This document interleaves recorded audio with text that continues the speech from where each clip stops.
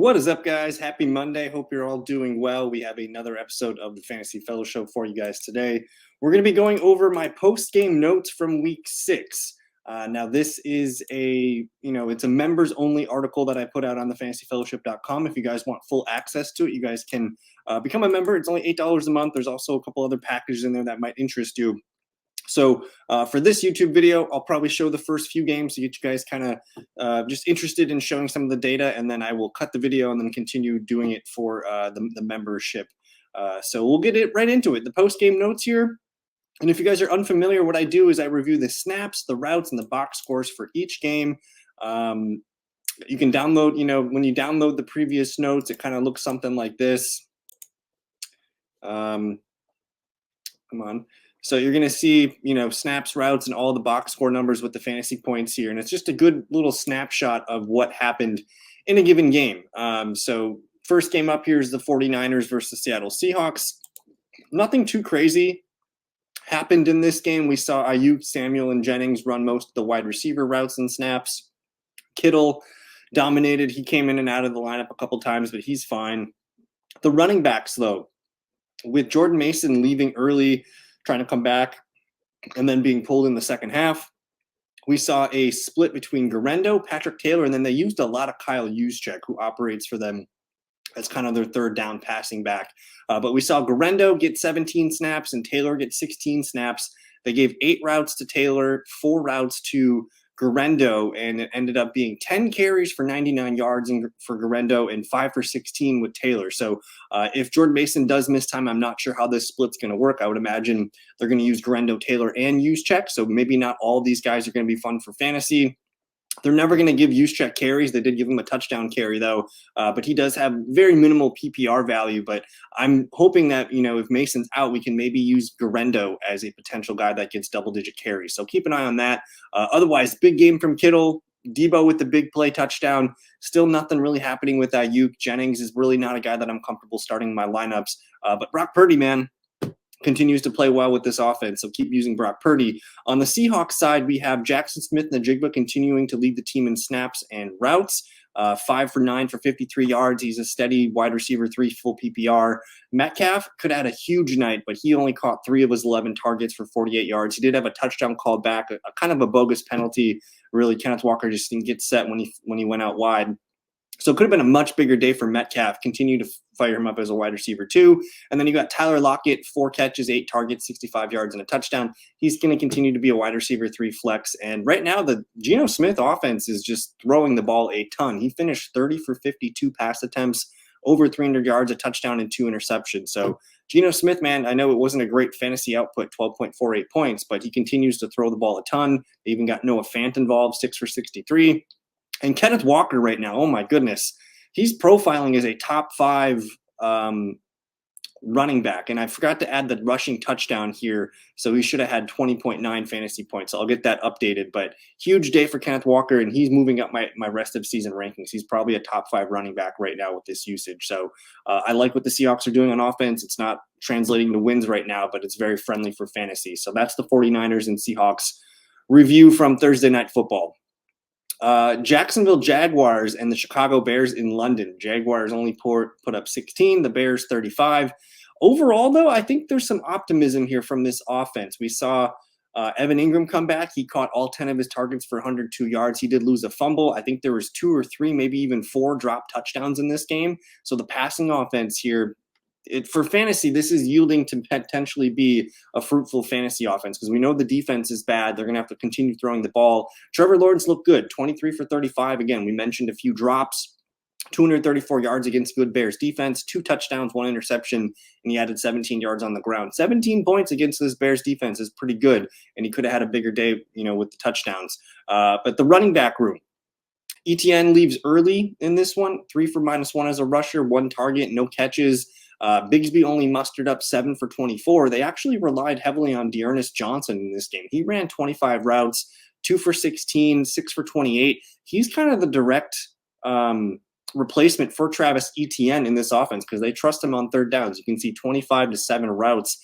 That's a big deal here. So Etienne, they're calling him week to week. I think D'Ernest Johnson, especially this weekend against the New England Patriots, I have some leagues where I might be picking up Dearness Johnson to start as a running back too, with all the buys and injuries right now. So very interested in Dearness Johnson. Tank Bigsby should be the lead back and continue to lead the team in carries, but I will note Dearness Johnson has some appeal with ETN injured right now. And then Ingram, he's back to being a top 5 tight end. Ryan Thomas Jr., still not really changing my outlook on him. He's a stud wide receiver 2 or 3. He did drop a touchdown, 3 for 27 against a really good defense. I think that's okay as a floor. I'm going to continue to trust Brian Thomas Jr., especially against New England. Christian Kirk, 3 for 39. He's continuing to be a frustrating flex player. But Gabe Davis perked up here, 5 for 45 and 2 touchdowns. Maybe this is the start of a new thing for him. He was second on the team in targets, so I'm open to adding him as a deep wide receiver 3 flex option on your bench. So overall, like, the offense moved the ball well. They didn't run the ball. That was the big issue here. They're playing from behind and they couldn't play their style of offense that they want to play. But I think the passing offense is coming alive here, and we should see some good numbers in London again against the Patriots. Chicago Bears, man, everything worked. Caleb Williams was magnificent, 23 of 29 passing, 226 yards, 4 touchdowns, and then he added 56 yards on the ground for a huge fantasy day of about 28 points. So awesome game from Caleb Williams. He's on bye this week, but I think you could add him, for future weeks here, because they have a nice schedule the next few games, and they're going to continue to put up a lot of points. And I like the adjustments that this offense is making. They are just sticking with the 3 receivers. They're sticking with Cole Kmet. They're leaving their best players on the field, and they're getting them the ball. So DJ Moore, 4 for 20. It's a bad game. It's a floor game. Keenan Allen, though, caught all 5 of his targets for 41 yards and 2 touchdowns. 4 touchdowns in this game, 2 to each Allen and Cole Kmet. There's going to be better days for DJ Moore, better days for Rome Odunze. I think right now, though, DJ Moore is one guy you're starting every week, and then I think Keenan Allen and Odunze are more wide receiver 3 flexes. Cole Kmet, though, is a top 10 tight end right now. Continue to start him after the bye weeks. And overall, man, DeAndre Swift has looked a lot better these last 3 weeks. 4 for 28 as a receiver, 17 for 91 and a touchdown as a rusher. So I think that's 3 straight games over 20 fantasy points. Like, Swift looked like the worst running back in the league the first 3-4 games, but he's really turned things around here, and he looks like a top 10 running back right now with this usage. And then Roschon Johnson is the handcuff backup here. He does get third down work, 2 for 25 as a receiver, 5 for 8 as a rusher. He does happen to fall into the end zone sometimes in goal line packages. So Bears offense trending up. If anyone drops Roschon or Odunze over the bye week, please scoop them up. We'll get into the Cardinals and the Packers here. Cardinals 13, Packers 34. The big one in this one, Marvin Harrison Jr. left early with a concussion. So that allowed Michael Wilson to lead the team in routes. Xavier Weaver ran the second most routes, and Greg Dortch was still the third slot receiver. I think Zay Jones was held out from a precaution standpoint with a hamstring. He might be the number 1, number 2 receiver next week. I think Michael Wilson will run the most routes, but maybe Zay Jones is the guy that leads the team in targets next week. So we'll watch for that. I'm assuming Marvin Harrison Jr. is doubtful coming off that injury. They do play Monday night, so I'll watch the reports here, but I'm a little bit nervous about this wide receiver core. I do think Trey McBride, though, is going to be heavily used. He went 8 for 96. You're continuing to start him. I don't know if we're going to start any Cardinals receivers next week. I think we'll have to continue to see more reports on Marvin and see if Zay Jones is going to be active. The running backs got a little interesting. James Conner looked like he got dinged up here. He was getting looked at by the trainers on the sideline. So just the nature of the game, they were down heavy.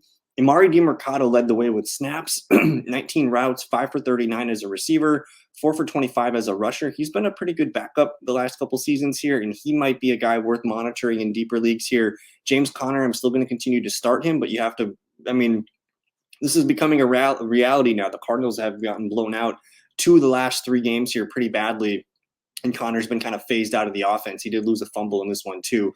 Still 6.6 points. I'm willing to continue to use him as a running back too. But Trey Benson did get a little extended run here in the second half with James Conner just getting looked at 5 for 26 as a rusher. They don't trust him as a receiver or for pass pro yet. So that's, if Conner were to miss time, like Benson would be the first and second down guy. Demercado would be the third down, 2-minute offense, the receiving back in that role. So we'll continue to watch this backfield unfold. And Kyler Murray looked fine.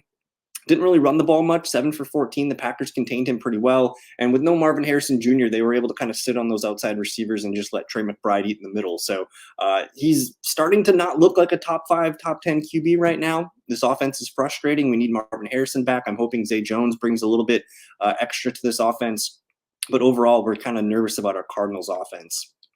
The Packers, we are not nervous about. We did have an injury to Dontavian Wicks in this one. He left early with a shoulder. They're saying he's week to week. But right now, man, if Wicks is not playing, Dobbs, Watson, and Reed are all worth a lineup spot. We're starting Jayden Reed every week.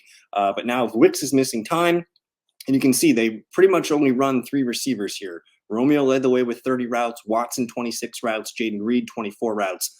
That's the core that they want on the field the majority of the time. So I think Dobbs and Watson are both wide receiver 3 flexes going forward. They had big games in this one. Not a lot of volume, but again, this efficiency in this offense is pretty dang good right now with touchdowns and big plays from Jordan Love. So I think all 3 Packer receivers are in play. Bo Melton also got some carries, so he's a guy to keep an eye on in case there's another injury. But otherwise, hold on to Dontavian Wicks. I know, but just hold on to him. We know he's a good player. Tucker Kraft didn't really need to do much in this one. The Packers were just up early, and they didn't really need to do much. So 2 for 13, I know. Ben Sims, the backup tight end, 2 for 38. Maybe some of those will go to Kraft next week. But you're really only looking at 4 to 6 targets per game for Tucker Kraft anyway. So he's kind of that classic high efficiency, low volume tight end that has a chance to score a touchdown every week.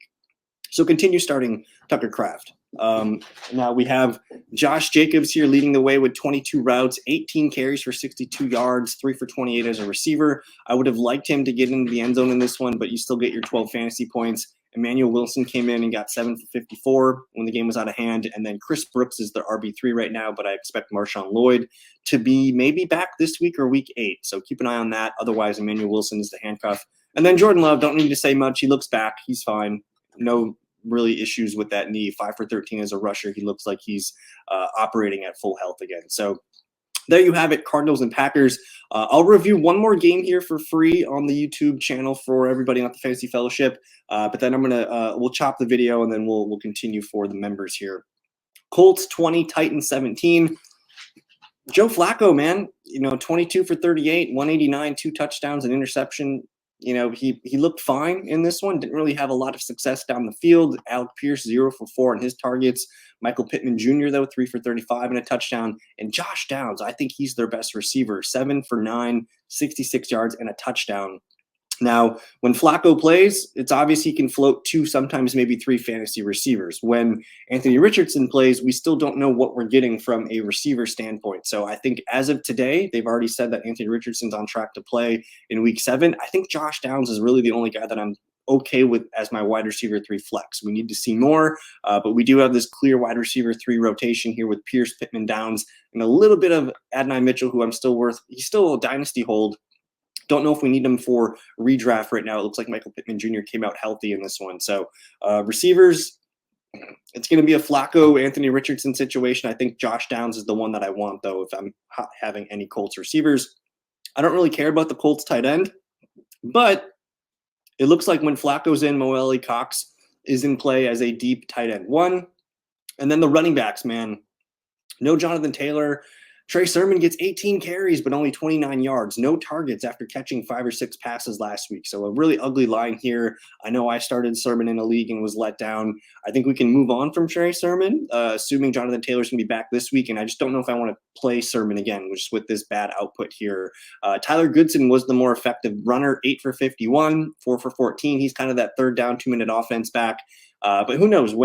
When Flacco is in, we like the passing game and some of the passing to the running backs. When Richardson's in, we don't really like a lot of these plays. So with Richardson back in and Jonathan Taylor back in, those are really the only 2 guys that I'm comfortable playing, maybe Josh Downs.